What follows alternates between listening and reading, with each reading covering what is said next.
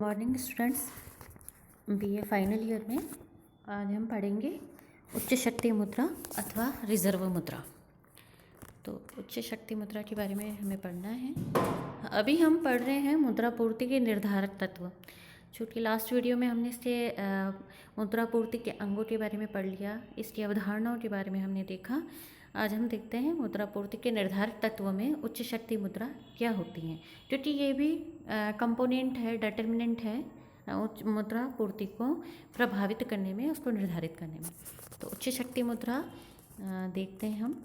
इसका अभिप्राय उस मुद्रा राशि से है जो देश की सरकार तथा केंद्रीय बैंक द्वारा उत्पन्न की जाती है, यानी गवर्नमेंट प्लस आरबीआई, इसके द्वारा जो उत्पन्न की जाती है उससे इसका मतलब है। और जो व्यापारिक बैंकों के पास नकद को, ठीक है, तो यानी ये ऐसी मुद्रा है सरकार और केंद्रीय बैंक द्वारा उत्पन्न की जाती है और व्यापारिक बैंक साथ में जनता के पास में रखी जाती है। यहाँ पर जनता के पास में जो मुद्रा रखी जाती है उसे करेंसी के रूप में बता दिया है। व्यापारिक बैंकों के पास में नकद कोषों के रूप में रखी जाती है, ठीक है।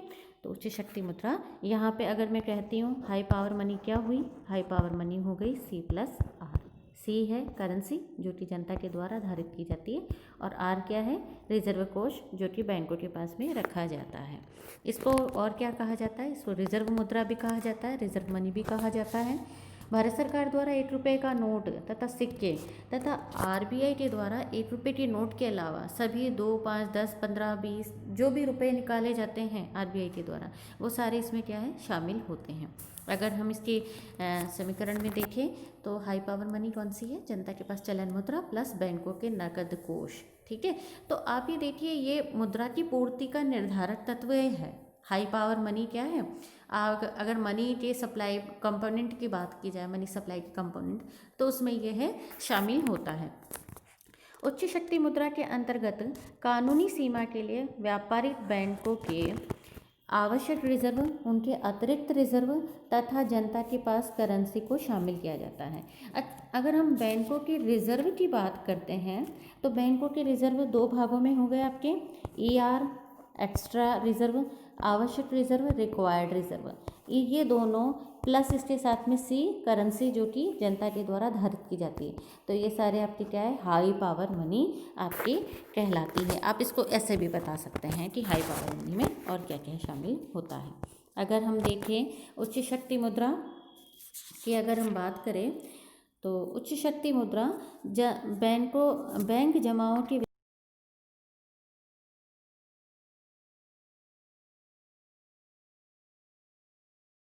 विस्तार तक है ये, और बैंक जमाओं के विस्तार का आधार, क्योंकि बैंक जमाएं कैसे आप बात करते हैं, जब आप बैंकों के रिजर्व कोषों की बात करते हैं, एक्स्ट्रा रिजर्व और रिक्वायर्ड रिजर्व की बात करते हैं, तो ये बैंक जमाओं के विस्तार की बात अपने आप ही यहाँ पर शामिल हो रही है, ठीक है।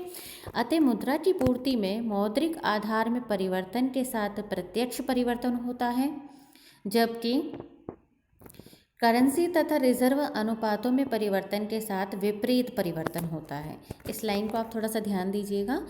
मुद्रा की पूर्ति में सप्लाई ऑफ मनी की अगर हम बात करते हैं तो मौद्रिक आधार में परिवर्तन के साथ प्रत्यक्ष परिवर्तन आता है, अर्थात मौद्रिक आधार में परिवर्तन आएगा, मॉनेटरी बेस में परिवर्तन आएगा, तो उसकी वजह से मुद्रा की सप्लाई में भी प्रत्यक्ष परिवर्तन आएगा। यानी अगर मॉनेटरी बेस बढ़ता है तो मनी सप्लाई भी बढ़ जाती है, और अगर मॉनेटरी बेस कम होता है तो मनी सप्लाई भी कम हो जाती है, ठीक है। जबकि करेंसी तथा रिजर्व अनुपातों में परिवर्तन के साथ विपरीत परिवर्तन होता है। अब अगर हम उच्च शक्ति मुद्रा या रिजर्व मुद्रा के अंगों की बात करें तो इसमें कौन कौन से क्या क्या अंग हैं इसके, तो देखते हैं। जनता के पास करेंसी इसमें शामिल किया जाता है। इसके अलावा रिजर्व बैंक के पास अन्य जमाएं, तीसरा बैंकों के पास नकद कोष, चौथा है आरबीआई के पास बैंकों की जमा राशियाँ। यह उल्लेखनीय है कि रिजर्व बैंक की मुद्रा में रिजर्व बैंक द्वारा जारी किए जाने वाले सभी प्रकार के नोटों, बैंकों की आरबीआई में जमाओ तथा रिजर्व बैंक के पास अन्य जमाओं को शामिल किया जाता है। यानी रिजर्व बैंक की जो मुद्रा होती है, रिजर्व बैंक के द्वारा जो नोट जारी किए जाते हैं, इसके अलावा बैंकों के द्वारा रिजर्व बैंक में जो SLR ये रखी जाती है, ठीक है, और रिजर्व बैंक के पास अन्य जमाएं, ये सारी इसमें शामिल होती हैं। जनता के पास करेंसी तथा रिजर्व बैंक के पास बैंकों की जमा राशियाँ भारत में रिजर्व मुद्रा के प्रमुख अंग हैं, ठीक है। यानी जनता के पास में जो पैसा रखा जाता है करेंसी के रूप में, इसके अलावा बैंक जो रिजर्व बैंक के पास में पैसा रखते हैं, ठीक है ना, और वो कौन सा होता है, जैसे आपने देखा CRR होता है, जिसमें आपको कुछ % बैंक रिजर्व बैंक के पास में पैसा रखना पड़ेगा। तो ये क्या है आपके आप कह सकते हैं कि रिजर्व मुद्रा, ये आपकी हाई पावर मनी जो होती है उसका ये क्या है, महत्वपूर्ण अंग है। अगर हम देखें तो 1991-92 में भारत की रिजर्व मुद्रा में जनता के पास करेंसी का भाग 61% लगभग, तथा रिजर्व बैंक में बैंकों की जमा राशियों का भाग लगभग 35% था, ठीक है। आगे हम इसकी बात करते हैं। यहाँ भारत में रिजर्व मुद्रा तथा उच्च शक्ति मुद्रा के स्रोत की बात करते हैं। भारत में रिजर्व मुद्रा का मतलब समझिए हाई पावर मनी की भी बात हो रही है साथ में, जो दी जाती है, ठीक है। ये क्या है, रिजर्व मुद्रा का भाग है। सरकार भी तो उधार लेती है अपने कार्यक्रमों के लिए, तो रिजर्व बैंक के द्वारा जो उधार दिया जाता है वो इसमें शामिल है। इसके अलावा रिजर्व बैंक द्वारा व्यापारिक एवं सहकारी बैंकों को भी उधार दिया जाता है अपने कार्यक्रमों के लिए। इसके अलावा रिजर्व बैंक के द्वारा नाबार्ड को उधार दिया जाता है कृषि कार्यों के लिए। रिजर्व बैंक द्वारा व्यापारिक क्षेत्र को उधार, जिसमें रिजर्व बैंक द्वारा वित्तीय संस्थाओं के शेयर अथवा बॉन्डों में निवेश, वित्तीय संस्थाओं को दिए गए ऋण, देश के आंतरिक बिलों की खरीद पर वे, यानी रिजर्व बैंक के द्वारा जो भी उधार कार्यक्रम किए जा रहे हैं वो सारे रिजर्व मुद्रा में काउंट किए जाते हैं। आगे है रिजर्व बैंक की शुद्ध विदेशी विनिमय परिसंपत्तियाँ। नेक्स्ट है सरकार की जनता के प्रति करेंसी देयता। जनता के प्रति करेंसी देयता यानी ये लाइबिलिटी है, ठीक है। लाइबिलिटी यानी देनदारियाँ, यानी सरकार को देना है, ठीक है। नेक्स्ट है रिजर्व बैंक की विशुद्ध गैर मौद्रिक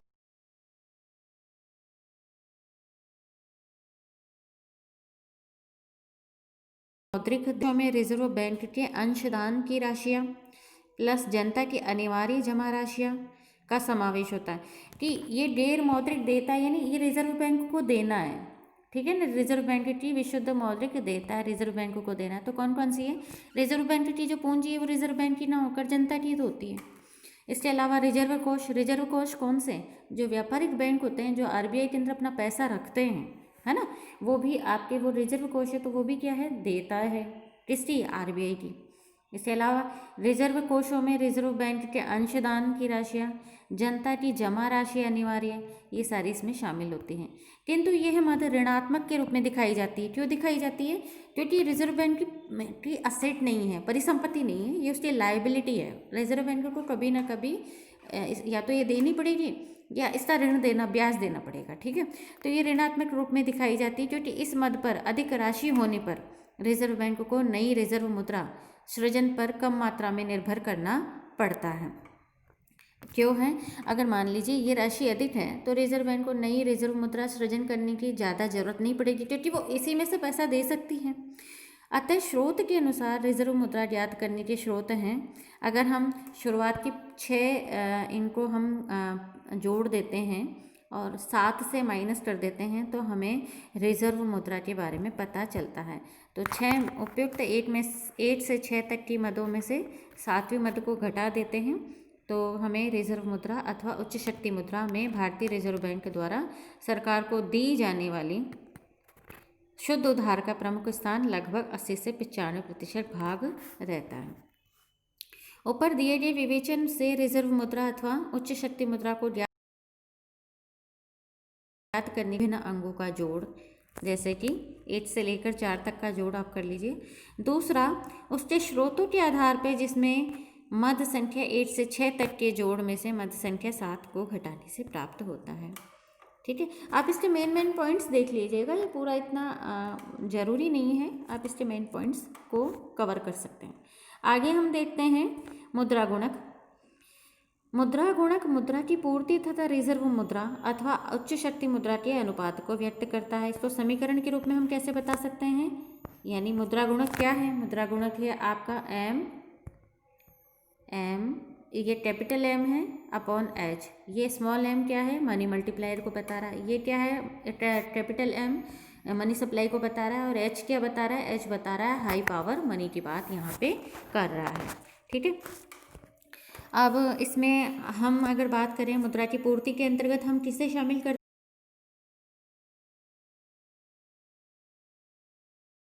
हैं, अगर मनी सप्लाई की बात टी प्लस सी, ठीक है, सी है करेंसी, डी है डिपॉजिट्स, किसकी, व्यापारिक बैंकों की।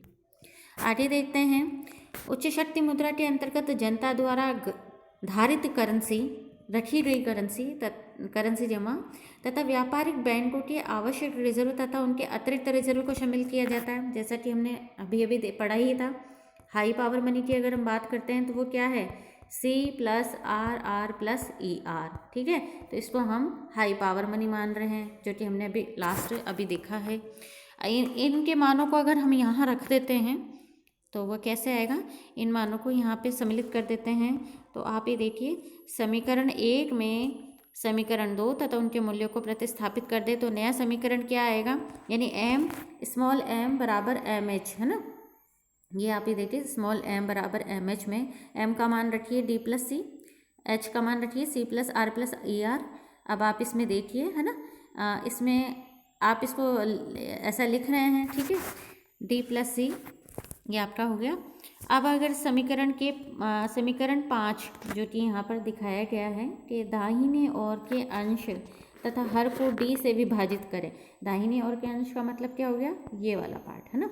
इस वाले भाग को अगर d से माने इसके अंश को भी d से विभाजित करें और इसके हर को भी d से विभाजित करें तो क्या आएगा। अब आप यहाँ मान देख सकते हैं, ये क्या होगा, d अपॉन डी, क्योंकि विभाजित करना है, ठीक है, c प्लस डी, फिर क्या है आपका इसमें c प्लस डी प्लस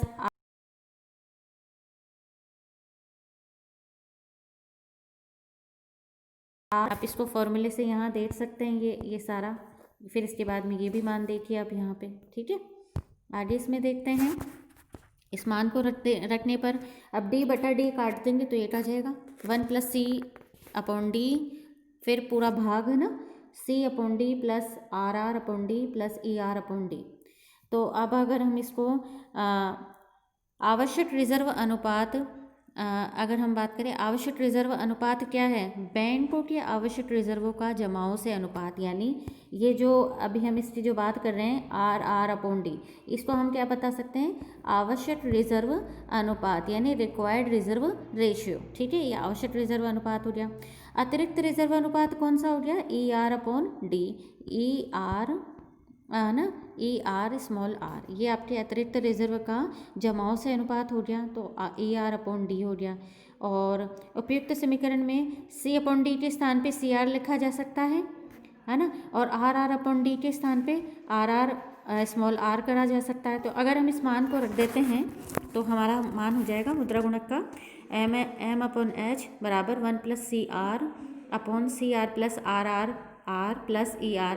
ठीक है, ये मान आपका मुद्रा गणक का मान कहलाएगा। आगे हम देखते हैं, इसमें समीकरण 8 के आधार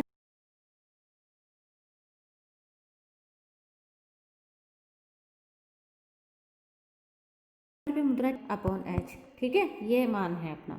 अब अगर मान लीजिए मुझे m का मान ज्ञात करना है तो मैं क्या करूँगी, h को इधर दाईं तरफ ले जाऊँगी। तो अगर मैं इसको लेके जाती हूँ तो आप यहाँ देखिए, ये जो h यहाँ पहले था m अपॉन h, ये इधर लेके चले गए तो h इधर साइड में हो गया। तो आपके पास में क्या है, अगर हमें मुद्रा की पूर्ति ज्ञात करनी है तो मुद्रा की पूर्ति ज्ञात करने का फॉर्मूला क्या हो गया, m बराबर 1 plus CR upon CR plus R small r plus ER small r into h। इसी तरीके से अगर h का हमें हाई पावर मनी निकालनी है तो हाई पावर मनी निकालने के लिए हमें क्या करना होगा, हम m को लेके चले जाएंगे और h को उधर ही रख देंगे। ठीक है, तो वो आपका क्या हो गया, C R plus R R small R plus E R small R upon 1 plus C R into M हो गया आपका। तो मनी मल्टीप्लायर अगर हम ज्ञात करना है तो उसका फॉर्मूला हमें समझ में आता है, क्या है, M capital M upon capital H, है ना। अब अगर मान लो आपको मुद्रा की पूर्ति ज्ञात करनी है तो कैसे ज्ञात करेंगे, कैपिटल एम लिखा अपन ने और ये मनी मल्टीप्लायर को किससे करेंगे, इनटू, उसको हाई पावर मनी से इनटू कर देंगे, ठीक है। तो ये मुद्रा गणक का हमें ये फॉर्मूला ज्ञात होता है, तो और ये मुद्रा की पूर्ति का फॉर्मूला हमें ज्ञात हो जाता है, ठीक है। मुद्रा गुणक को संक्षिप्त रूप में इस प्रकार से भी लिखा जा सकता है, कैसे, एम स्मॉल एम बराबर 1 plus S upon R plus S, ठीक है। इसमें एम तो हो गया आपका मनी मल्टीप्लायर, एस क्या है, करेंसी का जमाओ से अनुपात, जिसको हमने सी आर के रूप में बताया था, ठीक है ना। तो 1 अपॉन एस, जो 1 प्लस एस लिखा जा रहा है, तो इसको आप ये देखिए 1 प्लस एस को 1 प्लस सी भी, सी आर भी लिख सकते हैं, क्यों, क्योंकि यह सी आर क्या है, यह सी आर है आपका एस। इसी तरीके से आर क्या है, आर है बैंकों में जमाओं का अनुपात, ठीक है। तो यहाँ पर ये जो आर आपका आर क्या है, आर है आपका R R R plus E C R, ये वही फॉर्मूला है जो अभी हमने ऊपर देखा है, ठीक है। तो आप इसको इस रूप में भी लिख सकते हैं। अब इसके ऊपर एक क्वेश्चन है, अगर आप इसमें देखें कि अगर मान लीजिए बैंक जमाओं के पीछे औसत कानूनी रिजर्व अनुपात 25% हो तथा करेंसी का मांग जमाओं से अनुपात 50% हो, तो मुद्रा गुणक क्या होगा। मुद्रा गुणक का फॉर्मूला रखिए आप यहाँ पर 1 plus S upon small R plus S.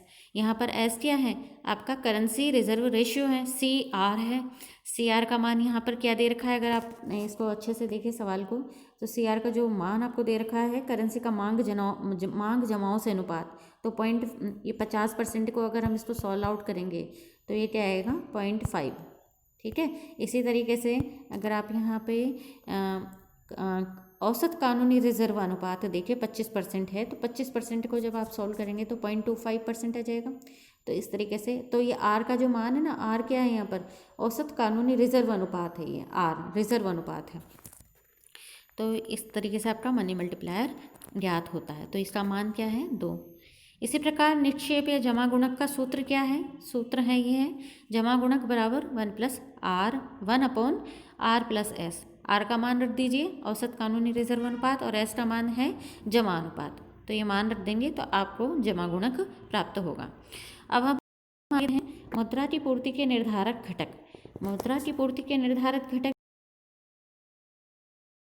लिखें तो इसमें समीकरण को आप ये देखिए कि इसमें 4 चीज़ें हैं महत्वपूर्ण, जो कि मुद्रा की पूर्ति के निर्धारक घटकों में शामिल होते हैं। वो 4 कौन कौन से हैं, सी आर, ठीक है, R R small R, third है ई आर यानी अतिरिक्त रिजर्व अनुपात, फोर्थ है हाई पावर मनी। तो ये क्या है, आपकी मुद्रा की पूर्ति के निर्धारक तत्व हैं। उच्च शक्ति मुद्रा की पूर्ति जितनी अधिक होगी मुद्रा की पूर्ति भी उतनी ही अधिक रहेगी। यानी अगर मैं कहती हूँ एच का मान बढ़ गया है, बता सकते हैं कि मुद्रा की पूर्ति भी उतनी ही अधिक रहेगी। अगर आप इसको हम पिछले वाले फॉर्मूले से भी देख सकते हैं, अभी हमने जो रीड आउट किया है। जबकि करेंसी अनुपात रिजर्व अनुपात तथा अतिरिक्त रिजर्व अनुपात के अधिक होने पर मुद्रा की पूर्ति कम होगी। यानी इनके बीच में कैसा रिलेशन है, नेगेटिव रिलेशन है। यानी अगर मैं मुद्रा की पूर्ति बढ़ाना चाहती हूँ तो इसके लिए क्या जरूरी है, C R, R R small R और ई आर, ये जो मान है ये कम होने चाहिए, तब मुद्रा की पूर्ति बढ़ेगी। और अगर हाई पावर मनी की बढ़ती है तो मुद्रा की पूर्ति भी बढ़ जाएगी, ठीक है। तो एम एच मुद्रा की पूर्ति का जो समीकरण है वह क्या है, कैपिटल एम बराबर स्मॉल एम इंटू एच। यहाँ पर अर्थात मुद्रा की पूर्ति को मुद्रा गुणक तथा उच्च शक्ति मुद्रा निर्धारित करते हैं।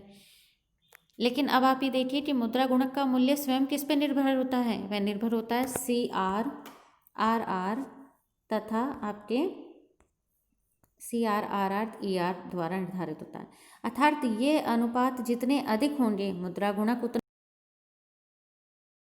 ही कम, कम होने पर मुद्रा गुणक उतना ही, यानी इनके बीच में क्या है, नेगेटिव रिलेशन है। यदि स्मॉल एम का मूल्य स्थिर है तो देश का केंद्रीय बैंक उच्च शक्ति मुद्रा में परिवर्तन करके या हेरफेर करके मुद्रा की पूर्ति में भी हेरफेर कर सकता है या परिवर्तन कर सकता है। उच्च शक्ति मुद्रा तथा मुद्रा पूर्ति के बीच संबंध को हम डायग्राम के थ्रू भी देख सकते हैं। यहाँ पे डायग्राम देखिए, यहाँ पर एक्स वर्टिकल पर हमने क्या लिया है, मुद्रा की पूर्ति ली है, जैसे कैपिटल एम से हम बता रहे हैं। वाई पर क्या ले रहे हैं, हम हाई पावर मनी की बात कर रहे हैं, उच्च शक्ति मुद्रा को ले रहे हैं, ठीक है ना। अब आप यहाँ देखिए क्षैतिज रेखा जो खींची गई है, यानी ये जो आप ये देख रहे हैं एच एच, ये जो रेखा हमने देखी है ये उच्च शक्ति मुद्रा को दर्शा रही है ना।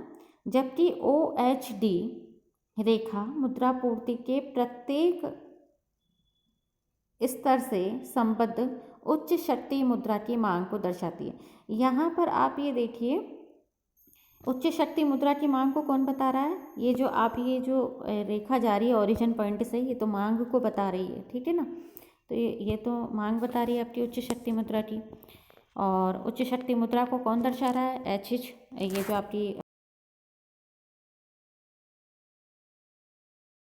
वर्ड रेखा एच डी का ढलान समीकरण 11 के अनुसार C R plus R R R plus E R upon 1 plus C R है। जब अर्थव्यवस्था में इनका मान बढ़ता है, किसका, सी आर का, आवश्यक रिजर्व अनुपात का, अतिरिक्त रिजर्व अनुपात का, तथा एच दिया हुआ हो हाई पावर मनी, तो मुद्रा पूर्ति का संतुलन किस पे होगा, ओ एम के ऊपर होगा, है ना। यदि मुद्रा पूर्ति ओ एम से अधिक ओ एम टू हो तो उच्च शक्ति मुद्रा की मांग का आधिक्य होगा, जबकि मुद्रा की पूर्ति ओ एम से कम होकर ओ एम वन हो जाती है, ऐसे में उच्च शक्ति मुद्रा की मांग की रहेगी। यदि अर्थव्यवस्था में C R R R R अथवा ई आर अनुपातों में कोई भी अनुपात बढ़ जाए तो उच्च शक्ति मुद्रा की मांग बढ़ जाएगी, जैसा कि एच डैश डी। आप ये देखिए यहाँ पर ये जो रेखा है अगर ये ऐसे होती जाती है तो इसका मतलब है सी आर वगैरह, सी आर आर आर और ई आर इनके अनुपातों में बढ़ोतरी हो गई है तो उच्च शक्ति मुद्रा की मांग बढ़ जाएगी, जिसको इसमें दिखाया गया है कि मांग बढ़ जाएगी जैसा कि इसमें बताया गया है। तो मुद्रा की पूर्ति का जो नया संतुलन है वह कौन सा ज्ञात हो रहा है, वह पता चल रहा है हमें उच्च ओ एम से घटकर ओ एम वन हो गया है यहाँ पे। तो यहाँ आप देखिए कि ये तो मुद्रा की पूर्ति को कौन दिखा रहा है यहाँ पे, वर्टिकल हॉरिजॉन्टल पे आपके, ठीक है। और उच्च शक्ति मुद्रा की पूर्ति कहाँ पर है, ये वर्ड आपकी हॉरिजॉन्टल लाइन जा रही है एच एच, और इसकी जो मांग है तो मांग और पूर्ति आपस में जहाँ काट रही है वहाँ पर आपकी मुद्रा की पूर्ति डिसाइड हो रही है।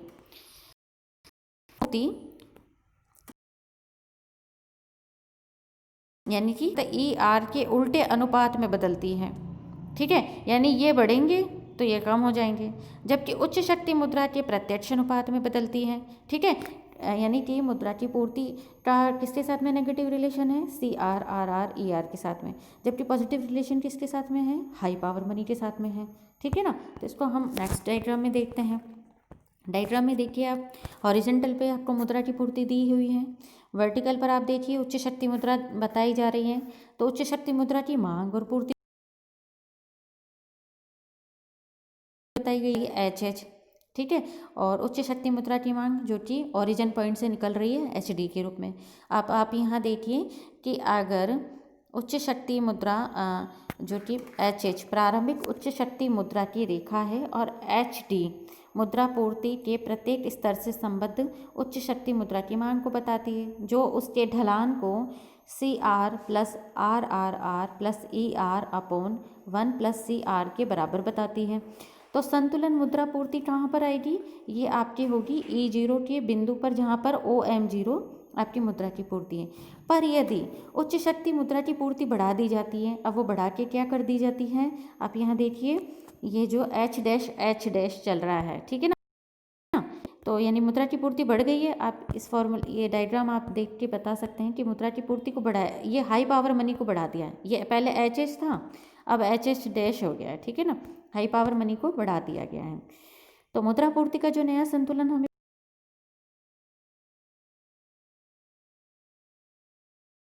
प्राप्त हो रहा है, मुद्रापूर्ति के निर्धारण में कुछ अर्थशास्त्री अतिरिक्त रिजर्वों पर ध्यान नहीं देते हैं, जबकि मुद्रावादी आवश्यकताओं के कारण आवश्यक मानते हैं। ये उल्लेखनीय है कि अतिरिक्त रिजर्व अनुपात में बैंक दर से प्रत्यक्ष तथा ब्याज की बाजार दर से उल्टा परिवर्तन होता है।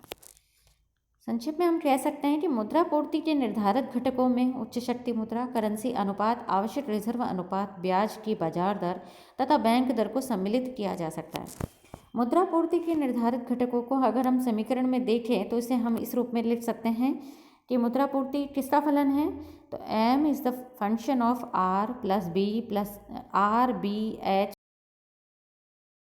c r, और m कैपिटल M हो गया मुद्रा की पूर्ति, r है ब्याज की दर, b है बैंक दर, cr है उच्च शक्ति, h है उच्च शक्ति मुद्रा की मात्रा, cr है चलन मुद्रा अनुपात और rr है आवश्यक वैधानिक नकद कोष अनुपात। तो ये क्या है आपका आपकी मुद्रा की पूर्ति किस किस पे निर्भर करती है, ये जो आप फंक्शन दिखाया गया है इन सभी के ऊपर आपकी मुद्रा की पूर्ति निर्भर करती है। आज के लिए इतना ही, धन्यवाद।